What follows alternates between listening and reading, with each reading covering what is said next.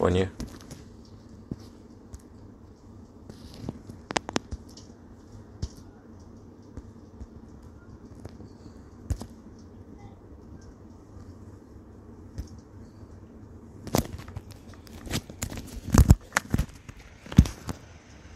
Jadi insyaAllah kita akan masuk ini kepada kitab. Maka penulis ini mengatakan di sini, sunnah selama solat berhati yang khusyuk, iaitu jangan sampai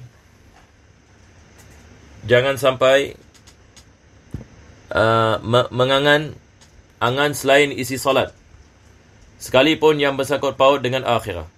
Yang ini maksudnya di sini adalah apabila kita masuk ini ke dalam solat, maka penting untuk kita masuk ini ke dalam solat dengan pemikiran kita menempuhkan tentang solat itu sendiri. Maka kita cuba sedaya upaya untuk kita mengelakkan daripada kita memikirkan sesuatu yang tidak ada kena-mengena dengan solat, walaupun ia perkara yang baik yang bersangkut paut dengan akhir. Saya memberikan misal pada minggu yang lepas, seorang misalnya dia masuk ke dalam solat, lepas itu dia memikirkan tentang masalah fikih misalnya. Ini tidak sepatutnya, walaupun dia bukan perkara yang buruk, akan tetapi dia tidak ada kena-mengena dengan solat. Ataupun ini dia memikirkan ini tentang apa yang akan berlaku ini pada hari kiamat misalnya. Dia memikirkan ini tentang bagaimana Allah akan musnahkan dunia ini. Dia memikirkan ini berkenaan dengan bagaimana dengan soal kubur. Akan tetapi dia sedang ini berada dalam solat. Lebih afdal adalah dia menumpukan kepada solatnya, yakni bacaannya, dan begitu juga yakni menumpukan dalam melaksanakan solat itu sendiri dengan baik. Ini adalah yang paling afdal. Maka penulis ini mengatakan,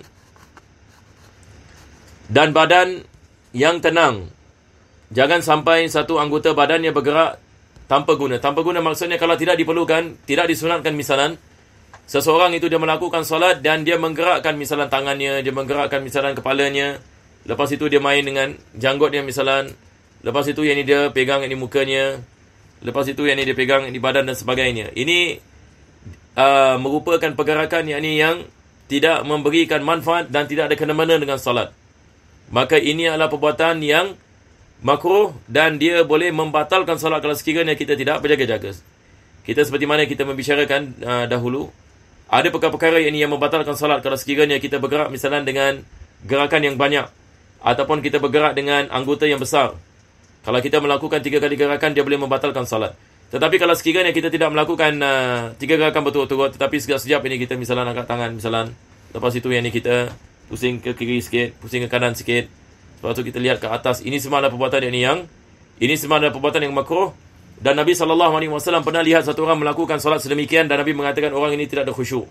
Dan Nabi mengatakan kalau sekiranya dia khusyuk, badannya akan khusyuk. Maka ulama kita mengatakan daripada syarat mendapatkan khusyuk adalah badan kita perlu tenang. Ini tenang maksudnya di sini adalah dia tidak bergerak.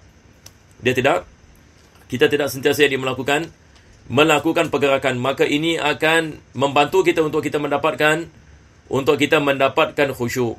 Dan kalau sekiranya kita susah nak melakukan seperti ini, kita nak kena paksa diri kita, tidak ada cara lain. Kalau satu orang ini misalnya dia mendapati tiap-tiap kali dia masuk ke dalam salat, dia mesti nak kena gerak. Ini kita nak kena lawan ini. Sebab ada orang yang kita lihat misalnya dia melakukan salat, daripada awal hingga ke habis, dia menggerakkan badannya. Kadang-kadang ini dia boleh membatalkan salat. Jadi kalau sekiranya kita mendapati diri kita suka pegang muka ataupun suka pegang badan sebagainya, dalam salat ini kita mengelakkan segala pergerakan yang tidak ada kena-mengena dengan salat. Selepas itu beliau mengatakan,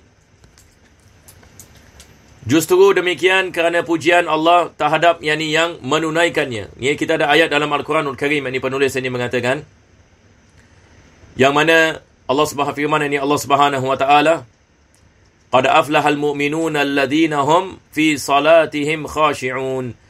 Ini adalah ayat yang pertama daripada surah Al-Mu'minun. Dan saya nak syorkan, kalau bagus kalau kita dapat hafal ayat ini. Dan ayat ni pun tak panjang. Kalau kita dapat hafal ayat ini, dia adalah perkara yang baik. Sebab Allah Subhanahu wa ta'ala membicarakan tentang kejayaan bagi seorang mukmin. Siapakah yang orang yang berjaya? Allah mengatakan orang yang berjaya adalah orang yang mendapatkan khusyuk dalam salatnya. Orang yang berjaya adalah orang yang mendapatkan khusyuk di dalam solatnya. Hari ini manusia membicarakan kejayaan. Siapa yang berjaya? Orang mengatakan yang berjaya adalah yang paling ada banyak duit. Orang yang paling berjaya adalah orang yang paling kaya. Orang yang berjaya adalah orang yang paling ada rumah yang besar. Orang yang berjaya adalah orang yang ada kereta yang besar. Hari ini, kebanyakan manusia apabila membicarakan kejayaan, mereka membicarakan hanya kejayaan yang apa mereka lihat di dunia ini. Ini disebabkan kelalaian mereka daripada memahami hakikat kenapa Allah menciptakan manusia itu sendiri. Jadi untuk kita memahami apa itu kejayaan, kita nak balik kepada Al-Quranul Karim. Sebab ini kalam Allah yang menciptakan kita. Dia lebih mengetahui apa yang akan menyebabkan kejayaan kita. Maka dalam Al-Quran Allah mengatakan, Qad aflahal mu'minun. Sesungguhnya orang yang beriman telah berjaya. Jadi pertama sekali syaratnya mesti ada iman. Selain ini orang yang beriman tidak akan dapat kejayaan. Mustahil orang yang tidak beriman mendapatkan kejayaan. Walaupun dia raja dunia. Maka itu bukan kejayaan. Menjadi raja dunia bukan satu kejayaan. Itu adalah satu ujian. Maka kita membezakan di antara kejayaan dengan ujian. Kejayaan yang hakiki adalah kejayaan di akhirat, bukan di dunia. Kejayaan yang akhirat. Di dunia manusia apabila mentaati perintah Allah, dia berjaya. Walaupun dia hidup miskin. Walaupun satu benda pun dia tidak ada. Misalnya tinggal misalnya di rumah yang daripada kayu misalnya, ataupun daripada atap. Akan tetapi dia ada iman, dia ada ketaatan kepada Allah. Orang ini adalah orang yang berjaya dalam Islam. Sebab hidup di dunia ini, seperti mana Nabi SAW yang mengatakan, kun abiri sabil. Jadilah orang yang seperti musafir di dunia ini. Jangan terpedaya dengan keduniaan. Bukan kita mengatakan kekayaan itu jahat, ataupun orang yang kaya itu adalah orang yang tidak berjaya. Tak semestinya. Kemiskinan adalah ujian, kekayaan juga ujian. Orang apabila diberikan kekayaan oleh Allah, dia mesti memahami bahawa Allah sedang menguji saya dengan kekayaan saya. Orang yang mana Allah memberikan kemiskinan, dia pun nak kena faham. Kemiskinan ini adalah ujian daripada Allah Subhanahu Wa Taala. Maka orang miskin, apabila dia bersabar dalam kemiskinannya, dia berjaya. Orang yang kaya, apabila dia syukur dalam kekayaannya, dia berjaya. Maka orang yang miskin boleh mendapatkan kejayaan, orang yang kaya juga boleh mendapatkan kejayaan apabila mereka memahami masalah ini. Mereka memahami perkara ini dengan baik. Jadi pertama sekali mesti ada iman. Perkara ini. Yang kedua, apabila seorang mukmin, dia khusyuk di dalam salatnya. Mudah-mudahan Allah Subhanahu Wa Taala memberikan kepada kita taufik dan hidayah dan menghidupkan hati-hati kita dengan khusyuk insya-Allah. Amin ya rabbal alamin. Naam. Selepas itu penulis ini mengatakan juga salat tidak akan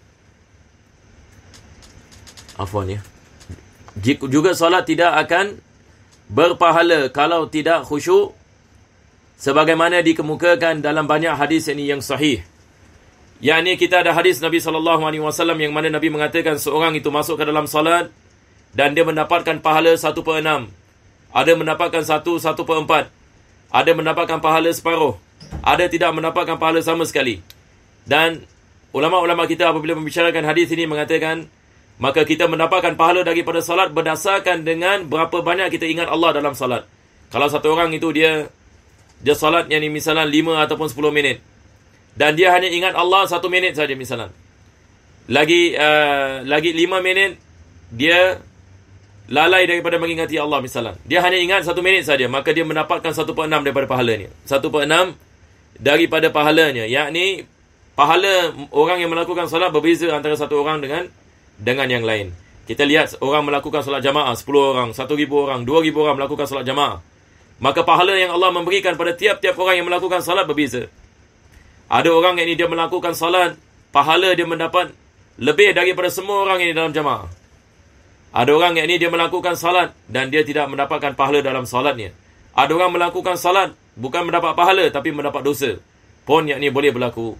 Seperti mana Allah mengatakan, ara'aital ladzi yukadzibu bid-din fadzalikal ladzi yad'ul yatim wa la yahuddu 'ala ta'amil miskin fawailul lil musallin alladzina hum 'an salatihim sahun.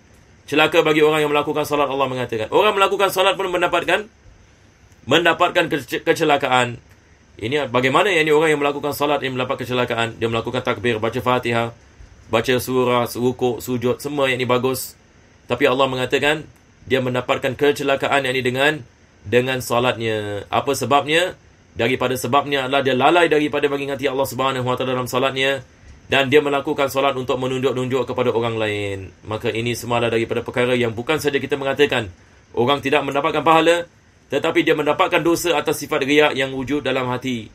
Mudah-mudahan Allah Subhanahu Wa Taala selamatkan kita daripada musibah ini, dan Allah memberikan kepada kita ikhlas. Ini lagi satu perkara yang mana kita lihat ulama-ulama tasawuf banyak menekankannya, kepentingan ini ikhlas. Sebab amalan yang tidak ikhlas tidak diterima oleh Allah Subhanahu Wa Taala. Kita boleh solat masya-Allah hatta kita khatam Kitabatul Mu'in, dan kita boleh solat dengan semua yang ini sunnah, semua rukun-rukun solat, syarat-syarat solat, yang ini semua yang ini bagus, kita mendatangkan semua sunnah, tetapi tidak ada ikhlas, maka musibah. Yang ini masalah. Kita tidak mendapatkan pahala sebab Allah ini melihat ini kepada ikhlas. Dalam masa yang sama juga Allah melihat ini kepada berapa banyak kita ingat kepada Allah Subhanahu Wa Taala dalam solat kita. Lebih banyak kita ingat kepada Allah, lebih bernilai yang ini solat kita. Lebih kurang kita ingat kepada Allah, lebih kurang yang ini solat, lebih kurang yang ini solat kita. Itu sebab ada pepatah mengatakan 2 rakaat solat yang ini seorang wali lebih baik daripada 1000 rakaat yang ini solat seorang awam. Yang ni ada pepatah dalam tasawuf ini mengatakan seorang wali menjadi wali bukan bukan disebabkan banyak yang ni amalannya. Ada sebahagian awliya dia tidak banyak beramal, akan tetapi apabila dia beramal dengan ikhlas, maka semua amalan diterima oleh Allah. Maka ini adalah orang yang ni yang masya-Allah dekat ini kepada Allah Subhanahu Taala, walaupun pada zahirnya kita lihat dia tidak melakukan amalan yang banyak, tetapi hatinya masya-Allah penuh dengan ikhlas, penuh cinta kepada Allah. Mudah-mudahan Allah menghidupkan hati-hati kita insya-Allah. Taib. Selepas itu penulis mengatakan, dan juga kerana kita mempunyai alasan yang cukup dipilih oleh banyak ulama bahawa khusyuk itu termasuk syarat sahnya salat.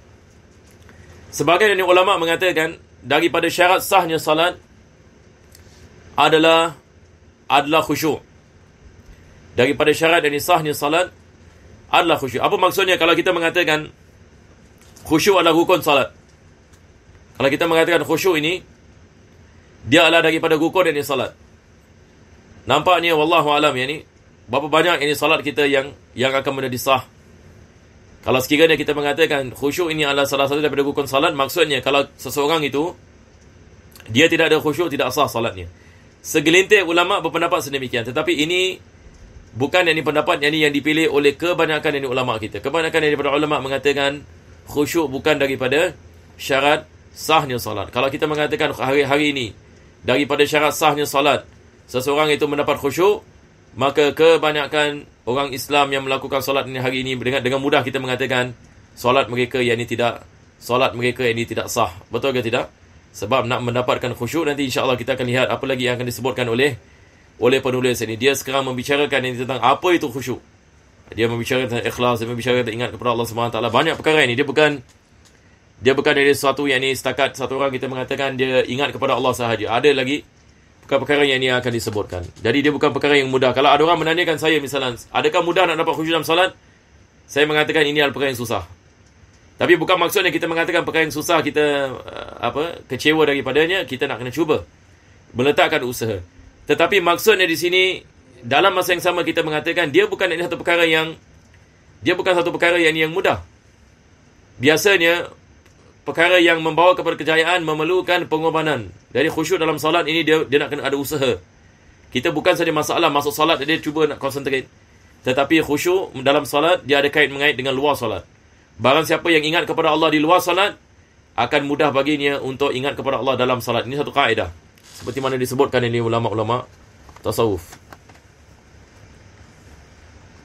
Di antara yang boleh membawakan khusyuk ialah konsentrasi jiwa bahawa ia sedang berada di hadapan Allah Subhanahu Wa Taala. Ini mengatakan raja segala raja, Malikul Muluk.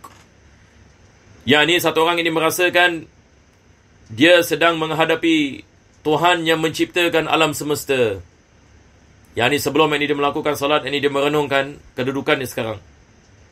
Dia akan berbicara ini dengan Allah Subhanahu Wa Taala yang menciptakan manusia, yang menciptakan jin, yang menciptakan binatang-binatang, yang menciptakan gunung ganang, yang menciptakan COVID-19, yang menciptakan segala-galanya.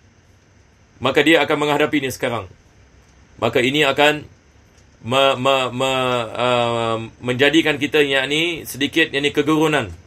Macam hari ini misalnya satu orang ini masuk jumpa dengan presiden yang ni misalnya. Agak dia perasaan kita kalau kita presiden yang ni di hadapan kita, ataupun kita akan masuk ke dalam biliknya misalnya. Satu raja misalnya, kita nak masuk ini ke dalam biliknya. Tentu sekali perasaan kita tak sama dengan kita nak masuk jumpa kawan kita kan. Jadi ada macam apa, perasaan sikit kan. Macam kita nak jaga adab. Kita okey, ni benda mungkin dia tak suka. Cara jalan kita pun kita nak kena. Betul ke tidak? Kita tidak boleh macam melakukan yang apa yang biasa kita melakukan kat rumah misalnya. Bila kita berbual pun yang ni, kita tidak akan menaikkan suara misalnya. Kalau dia berbual dengan kita pun kita nak kena ada eye contact dan sebagainya. Ini disebutkan oleh orang yang hari ini, bagaimana kita tunduk kehormatan ini kepada seseorang ini yang mulia dan sebagainya. Apalagi ini kita berhadapan dengan Allah Subhanahu Wa Taala. Di antara yang boleh membawakan yang mengetahui rahsia dan yang mengetahui rahsia dan yang tersembunyi. Ini saya rasa kita nak tukar terjemahan ni ya. Jadi bagi mereka yang ada kitab,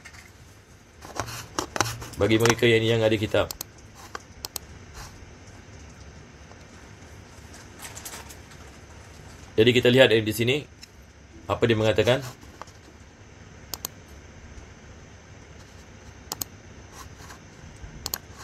Nanti saya cuba gunakan pen ya.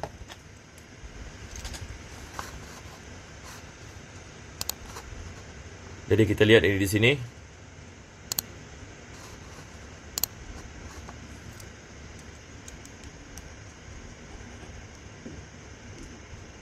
Dia mengatakan di sini adalah yang sangat rahsia.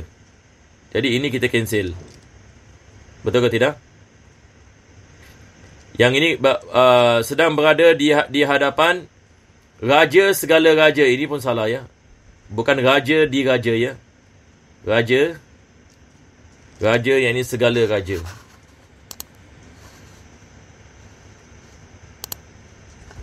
Raja segala raja.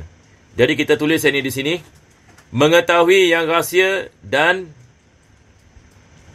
yang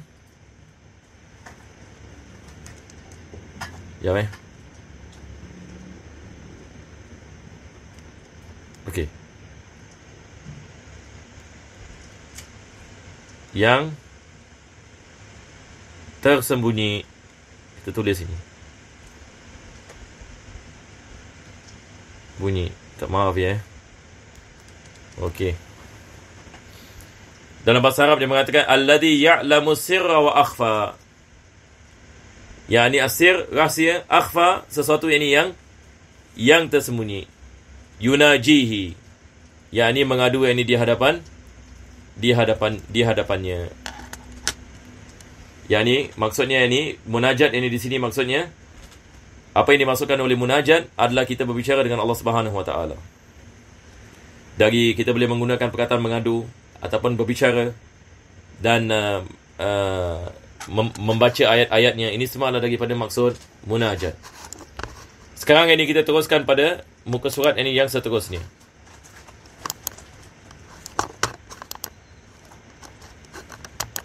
Sekejap ya. Jadi kita lihat di sini.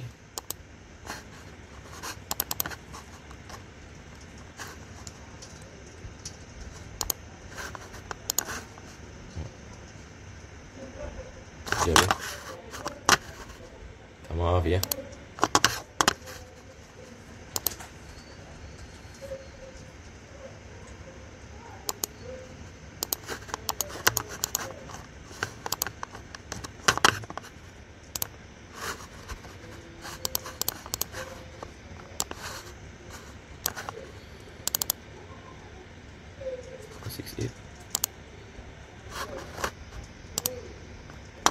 Okey. Sekarang kita lihat ini muka surat 169. Maka penulis mengatakan di samping itu boleh juga ia dengan jelas menurunkan seksanya. Lantaran yang ini tidak dipenuhi haknya sebagai Tuhan. Lalu tidak berkenaan menerima yakni solatnya. Yang ini maksudnya di sini, penulis ini apabila dia membicarakan kepentingan ini seseorang itu apabila dia melakukan solat, dia memahami keadaannya sedang berdiri di hadapan ataupun sedang munajat kepada Allah Subhanahu Wa Taala yang menciptakan segala-galanya. Ini adalah perkara yang pertama. Perkara yang kedua, Tuhan yang dia sedang melakukan munajat kepadanya ada kemampuan untuk menyiksa sesiapa yang saja yang dia suka apabila seseorang itu tidak melaksanakan apa yang diperintahkan oleh Allah Subhanahu Wa Taala. Ini yang dimaksudkan. Dia mengatakan wa annahu rabbuna tajalla alaihi bil qahri li'adamil qiyami bihaqqi rububiyyatihi faradda alaihi salatah. Tuhan di samping itu boleh juga menurunkan siksanya apabila tidak dipenuhi haknya, tidak dipenuhi haknya sebagai Tuhan. Di sini apa yang dimaksudkan seperti mana saya mengatakan tadi, apabila seorang hamba tidak memenuhi hak apa yang diperintahkan oleh Tuhan kepadanya. Ini yang dimaksudkan ya. Jadi sekarang kita mengatakan dengan jelas menurunkan siksanya lantaran dia, mungkin kita boleh tambahkan ini, lantaran kalau dia balik kepada hamba ya, tidak memenuhi hak Tuhan ataupun hak Allah Subhanahu Wa Taala. Boleh faham insya-Allah ya? Maksudnya Allah Subhanahu Wa Taala boleh mengazabnya. Boleh mengazab sesiapa yang dia suka. Kalau sekiranya Allah Subhanahu Wa Taala mahu, dia mengazabnya. Disebabkan apabila manusia tidak melaksanakan tanggungjawab mereka dan melakukan maksiat, maka Allah Subhanahu Wa Taala boleh menyiksanya, dan disebabkan itu tidak menerima solatnya. Jadi sekarang ini ada dua perkara ini yang penting di sini. Penulis ini mengatakan mesti ada dua sifat. Apabila kita melakukan solat mesti ada dua perkara. Perkara yang pertama sekali, kita meletakkan harapan kepada Allah Subhanahu Wa Taala yang Maha Besar. Perkara yang kedua, kita mesti ada sifat ketakutan. Jangan kita overconfident. Maksudnya sini, jangan kita overconfident, insya-Allah aku melakukan maksiat tak apa, Tuhan ini boleh ampunkan dan sebagainya. Overconfident. Pasti Tuhan akan ampunkan. Ini pun adalah perkara yang tidak digalakkan. Dia mesti ada ketakutan kepada Allah Subhanahu Wa Taala. Apa maksudnya ketakutan kepada Allah? Maksudnya dia takut kalau sekiranya maksiat yang dia telah melakukan Allah tidak ampunkan, bagaimana? Bagaimana hari kiamat nanti dia disiksa? Dan bagaimana kalau solat yang dia melakukan Allah tak terima? Apa jadi? Maka ada ketakutan. Itu sebab kita lihat awliya Allah Subhanahu Wa Taala, mereka dekat kepada Allah, lebih banyak mereka melakukan solat, lebih takut mereka ke atas diri mereka. Apa sebabnya mereka takut? Mungkin solat yang mereka melakukan tidak dia terima oleh Allah Subhanahu Wa Taala. Apa sebabnya? Mungkin disebabkan oleh maksiat yang mereka telah melakukan. Jadi mereka sentiasa dalam keadaan khauf, dalam keadaan takut. Ini adalah daripada sifat manusia-manusia yang dekat kepada Allah Subhanahu Wa Taala. Sehingga kan Al-Imam Ibn Atha' Al-Iskandari mengatakan, kalau sekiranya kita lihat diri kita mempunyai sifat ini, maksudnya kita ada sifat ketakutan kepada Allah Subhanahu Wa Taala, walaupun kita melaksanakan perintah Allah, ini menunjukkan kita dalam jalan yang betul.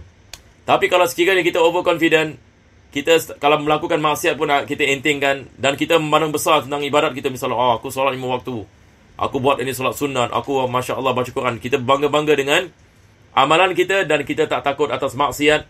Di sini ada masalah. Itu sebab bila kita muhasabah diri kita, jangan kita menyangkakan kita banyak amalan.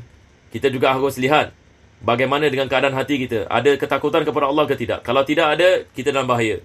Dalam bahaya maksudnya ada kesilapan kat sini. Maksudnya ada benda yang kita nak rectify. Ada masalah.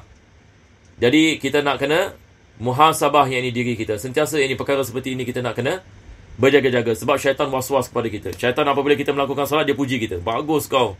Engkau adalah orang yang paling baik. Dekat Singapura ni manalah ada orang yang nak buat amalan-amalan seperti ini, ataupun nak mengamalkan sunnah, ataupun nak menggunakan siwak, ataupun nak buat ini dan buat itu. Engkau adalah begini dan begini dan begini. Syaitan ini puji dia. Puji. Apa sebabnya? Di sebalik pujian, syaitan nak membinasakan dia. Bagaimana dia membinasakan manusia?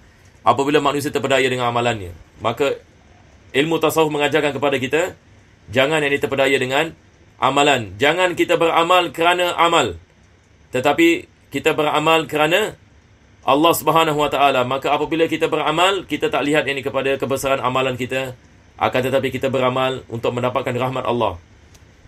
Kita beramal untuk melihat mendapat rahmat Allah, dan jangan kita palingkan diri kita kepada amalan kita.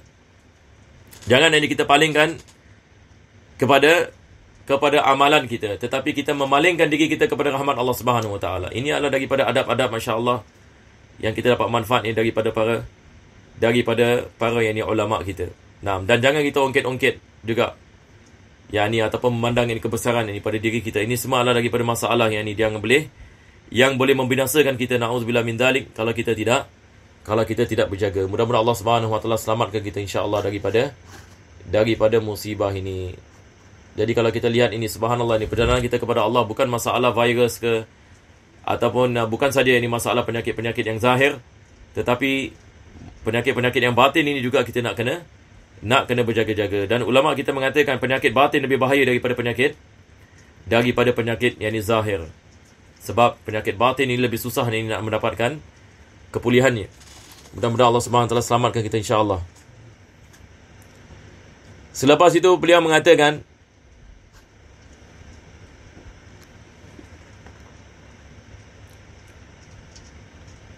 berkata bagindaku, yakni maksudnya ini di sini, dia mengatakan ini di sini, wa qala sayyidi, yakni kita ada perkataan yang ini sayyid. Sayyid ada beberapa makna. Bila kita mengatakan seorang itu sayyid, yakni dia boleh membawa makna penghulu, dia boleh membawa makna leader, ataupun dia boleh membawa makna panutan ataupun imam. Jadi di sini penulis tadi mengatakan sebagai panutannya, yakni orang yang disebutkan ini adalah seorang yang dia memanutinya disebabkan akhlaknya yang luar biasa, ilmunya dan sebagainya. Imam ini baginya. Ini yang dimaksudkan. Mungkin ini kita boleh tukar terjemahannya. Dia mengatakan bagindaku. Dalam bahasa kita pun biasa kita tak menggunakan perkataan bagindaku. Yang jadi apa kita boleh mengatakan sekarang? Yang ini telah berkata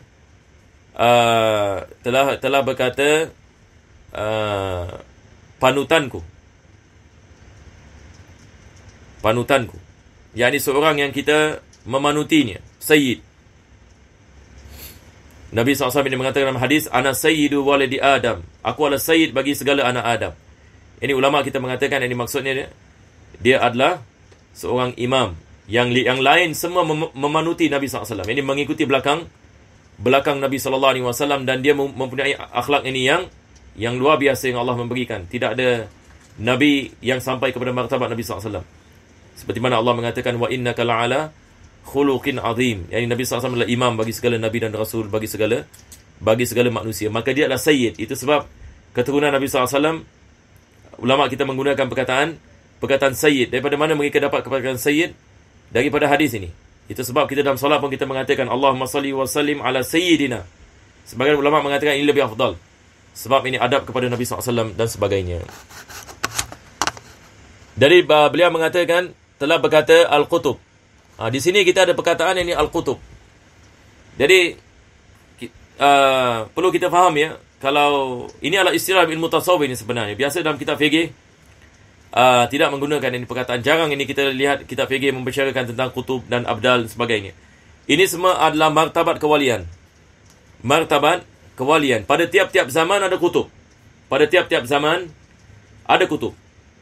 Seperti mana ini berdasarkan dengan hadis Nabi SAW. Nabi mengatakan pada tiap-tiap 100 tahun Allah Subhanahu Wa Taala akan menghantar seorang mujaddid. Dan ini hadis ini disebutkan oleh Al-Imam Al-Haddad dalam salah satu daripada kitabnya. Kalau tak salah saya Da'watu Tamah ada sebut berkenaan dengan Allah Subhanahu Wa Taala akan menghantar seorang mujaddid. Maka ulama kita mereka ada sisi pendapat berkenaan dengan siapa mujaddid ini. Maka mereka mengatakan pada 100 yang tahun Al-Imam Umar bin Abdul Aziz. Selepas itu pada seterusnya Al-Imam Syafi'i. Selepas itu datang ini Al-Imam Abdul Hasan Al-Asy'ari. Selepas itu ini datang Al-Imam Isfrayini.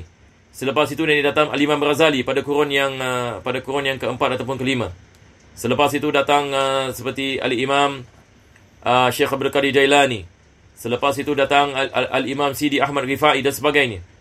Dan ramai ini ulama kita mengatakan pada zaman Al-Imam Al-Haddad, maka beliau adalah Al-Imam Al-Haddad, yang ni Al-Qutub. Sebab laqabnya, kalau kita baca tentang imam-imam seperti ini, mereka kadang-kala yang ni di depan yang ni disebutkan sebagai Al-Qutub. Dalam bahasa Arab, Al-Qutub ini maksudnya pertengahan, satu benda yang tengah.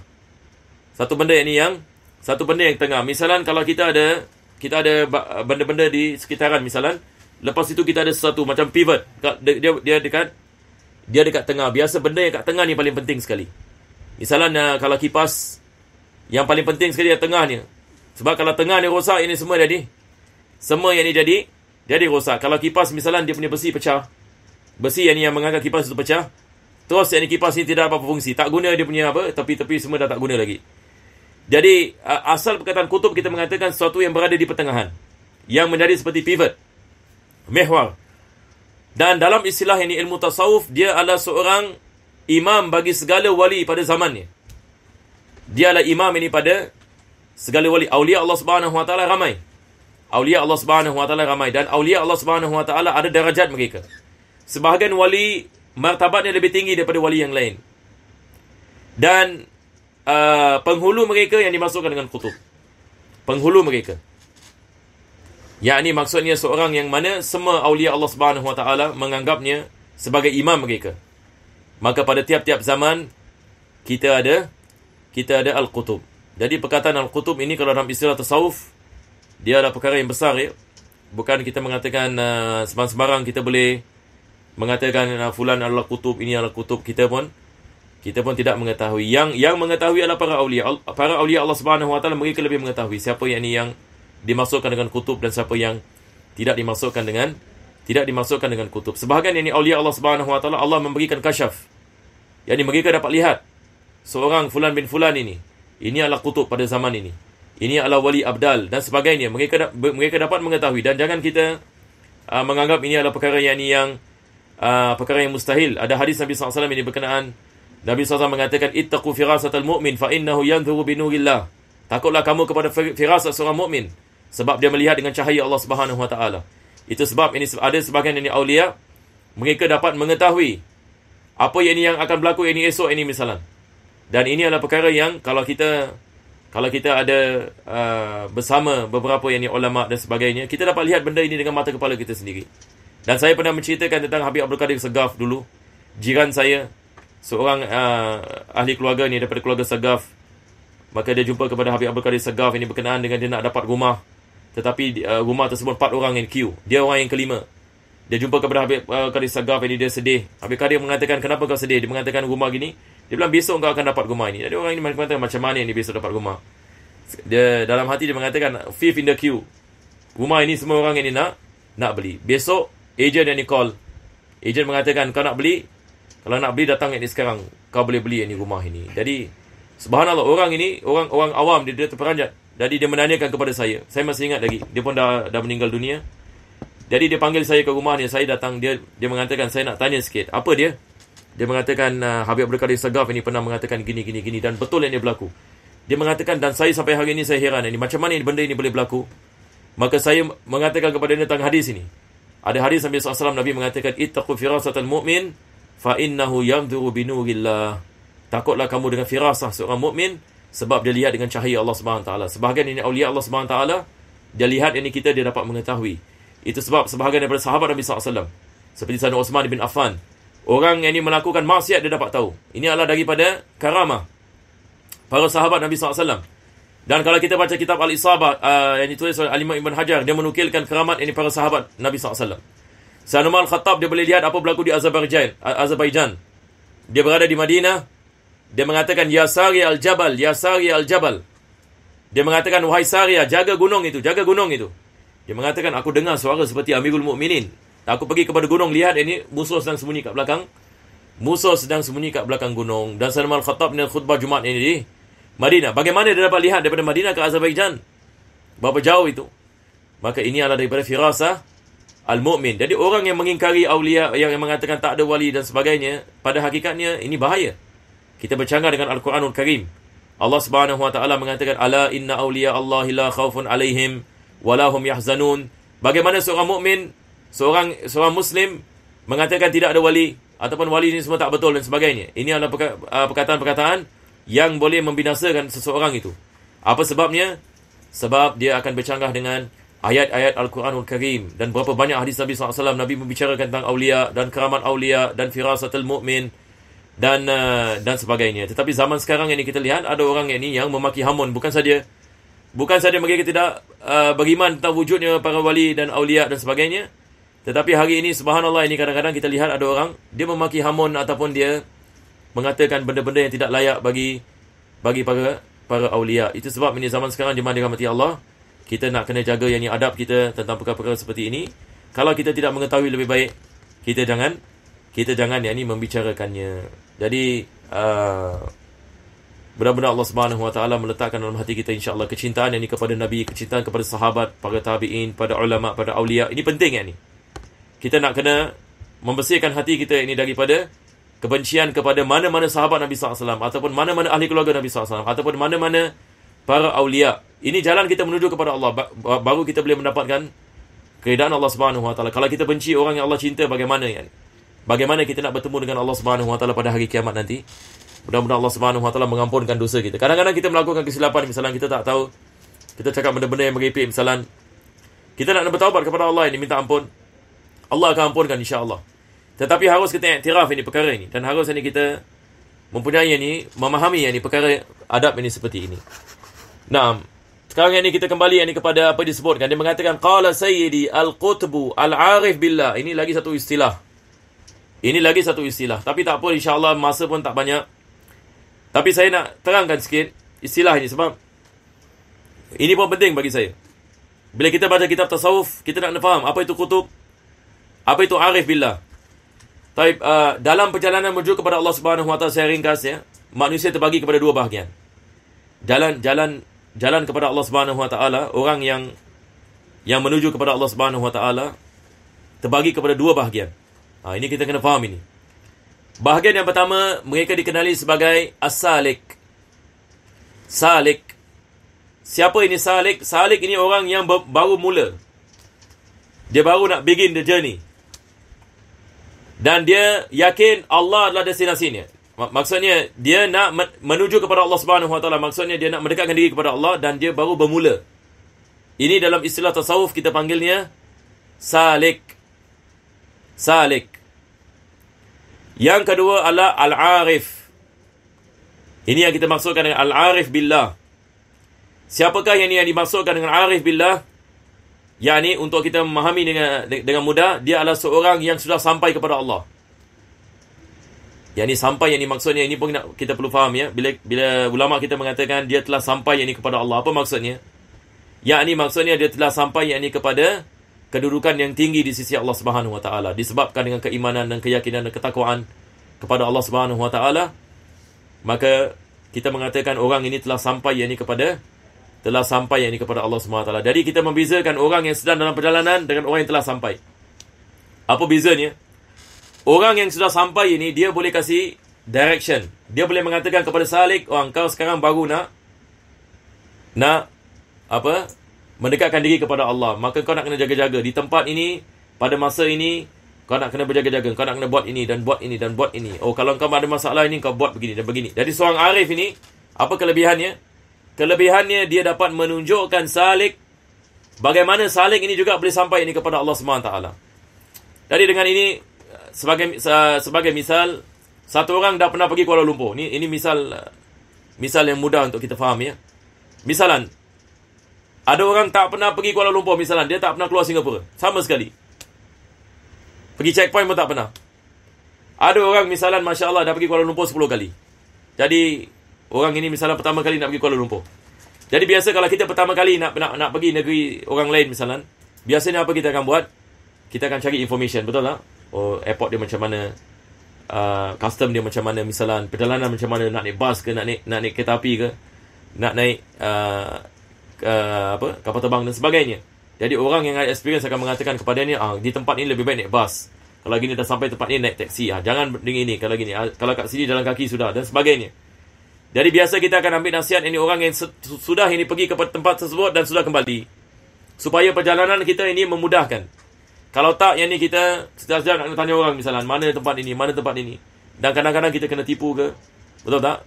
Bila pergi zaman sekarang, orang kalau lihat dia Nampaknya macam pertama kali nampaknya semua yang ini mereka boleh tipu dan sebagainya. Jadi menuju kepada Allah Subhanahu Wa Taala juga ulama kita mengatakan kepentingan ini untuk kita mendapatkan irsyad daripada seorang yang arif, maka dia akan memudahkan. Ini ceritanya. Dia akan yakni memudahkan, yakni kita mendekatkan diri kepada Allah Subhanahu Wa Taala. Mudah-mudahan Allah Subhanahu Wa Taala memberikan kepada kita taufik dan hidayah.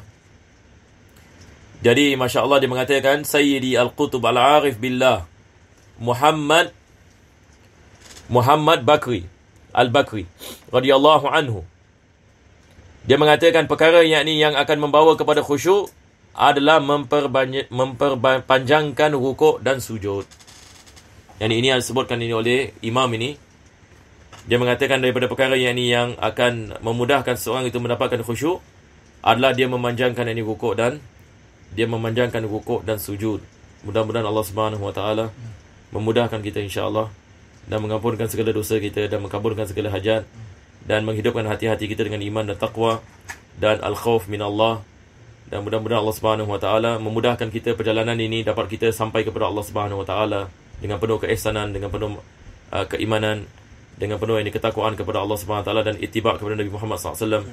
Dan mudah-mudahan Allah Subhanahu Wa Taala matikan kita dalam husnul khatimah dan mengumpulkan kita bersama Nabi kita sallallahu alaihi wasallam pada hari kiamat. Amin ya rabbal alamin. Dan kalau sekiranya ada siapa yang ada soalan daripada WhatsApp group kita kalau ada, ataupun daripada Facebook, wallahu alam, ada soalan ke bagaimana? Kejap ya.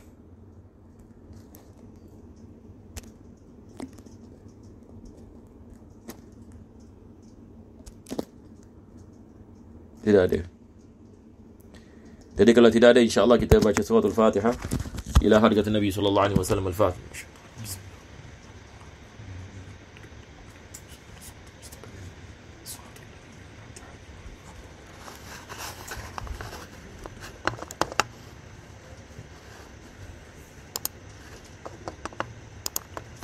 Bismillahirrahmanirrahim. Rabbana taqabbal du'ana innaka antas samiul alim wa tub 'alaina innaka antat tawwabur rahim.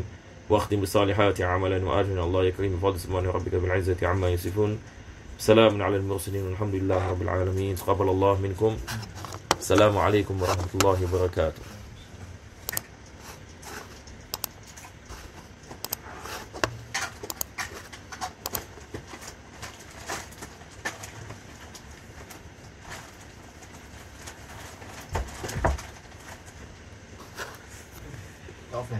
Ya. Tanya juga dengan kaitan kita boleh try Zoom internet kawan Indra. Lepas tu kalau boleh remote access pun asal. Remote access macam mana? Remote kalau maksud tak pernah itu apa ni remote access? Another of Zoom. Dia banyak platform. Macam contoh Indra dia lagi mahir kan, so dia remote kat ustaz punya ni. Dia pakai komputer dia yang control ustaz ni. Okey, so nanti ustaz kena share. Nanti share dengan apa ni Indra take over. Tak Screen. Itu lain. Dia satu software bagi Isya kan. Yang remote mungkin apa yang dia buat sekarang Indra control. Ustaz ni pun ni macam apa software Team Viewer. Team Viewer. Viewer is it? Viewer lah. Apa viewer? Dia macam control macam mana? Dia dekat rumah.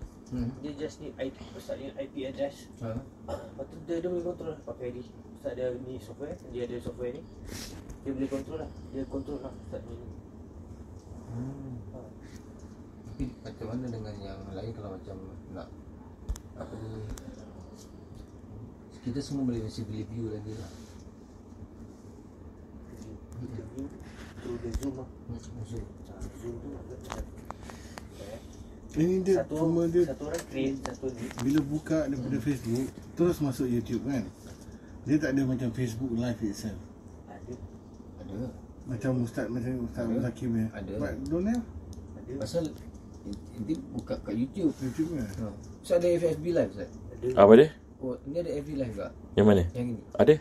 Ana tadi share. Tadi Ana terlupa nak share. Tapi Ana share dekat Ana punya ni lah. Boleh. Tapi Ustaz punya pun sama juga YouTube kan. And then Indira ada share dekat apa Seeker's Nest lah. Kan dia ada share kan? Memang YouTube juga kan. Jadi kita kalau tempat FB live kita Bukan kalau dia tengah live hantar masuk Facebook kan. Dia live. Tapi YouTube. Oh, okey. Dia macam FB live sama. Jadi, Tapi once kalau dia dah habis dia macam gini lah, hantar nak klik lah. So, okey, faham. Jadi dekat dia punya Facebook, dia keluar YouTube. Dekat Facebook keluar YouTube. Tak kisah. Sebab apa? Ni betul macam Tak kita nak masalah. komen. Because Because okey, tak boleh komen. Tak boleh komen Ustaz. kena komen. Pasal YouTube tak boleh komen